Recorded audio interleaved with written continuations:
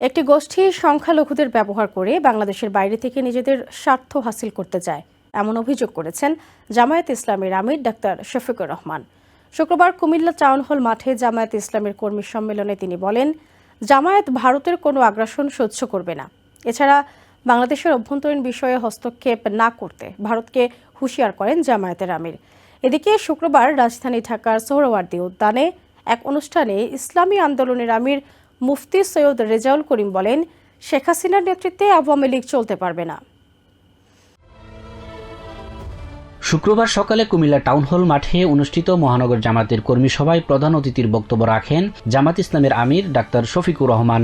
এ সময় তিনি বলেন, বাংলাদেশের 1 ইঞ্চি জায়গাও কাউকে ছাড় দেওয়া হবে না, সহ্য করা হবে না ভারতের আগ্রাসন। তিনি হুঁশিয়ারি করে বলেন, সব উস্কানি কিংবা অপপ্রচারের বিরুদ্ধে সবসময় এক হয়ে লড়াই চালিয়ে যাবেন।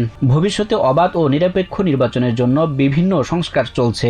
অন্তর্বর্তী সরকারকে উদ্দেশ্য করে শফিকুর রহমান বলেন, সংস্কার কাজে গতি বাড়াতে হবে।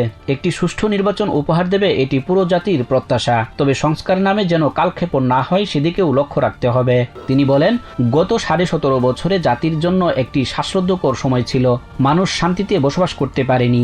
দেশপ্রেমিক মানুষকে এবং দেশপ্রেমিক বিভিন্ন বাহিনীকে এ সময় ধ্বংস করা হয়েছে। 2009 সালে আওয়ামী লীগ ক্ষমতায় এসে 1 মাসের মাথায় বিডিআর বিদ্রোহের নামে 57 জন দেশপ্রেমিক সেনা সদস্যকে হত্যা করা হয়। জামাতের আমির আরো বলেন, এই জাতি গত 3টি নির্বাচনে ভোট দিতে পারেনি। যত দ্রুত সম্ভব প্রয়োজনীয় সংস্কার শেষে জাতীয় নির্বাচন দেওয়ার আহ্বান জানিয়েছেন জামাত ইসলামের নায়েবে আমির ও সাবেক সংসদ সদস্য অধ্যাপক মুজিবুর রহমান। তিনি বলেন, নির্বাচন নিয়ে বারবার তামাশা করেছিল আওয়ামী লীগ সরকার, তখন থেকেই ভোট নিয়ে মানুষের আগ্রহ কমে যায়, তাই এখন সংস্কার প্রয়োজন।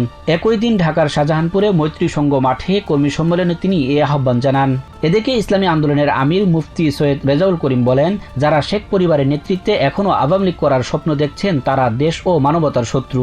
দল করতে পারেন, তবে শেখ হাসিনার নেতৃত্বে নয়। ঢাকা বিশ্ববিদ্যালয়ের সোহরাওয়ার্দী উদ্যান মুক্ত মঞ্চে দলটির কেন্দ্রীয় সম্মেলনে তিনি এ হুঁশিয়ারি দেন। তাদের নেতৃত্বে এখন আওয়ামী লীগ করার স্বপ্ন দেখছেন, তারা দেশের শত্রু, তারা ইসলামের শত্রু, তারা মানবতার শত্রু, কারণ তারা ভারতের এজেন্ডাকে বাস্তবায়ন করেছে। তারা আওয়ামী লীগ করছেন, আমি বলবো দল করবেন, কিন্তু শেখ হাসিনার নেতৃত্বে নয়। এছাড়াও সম্মেলনে ভারতের সাম্প্রতিক কর্মকাণ্ডের তীব্র সমালোচনা করেন ইসলামী আন্দোলনের নেতারা।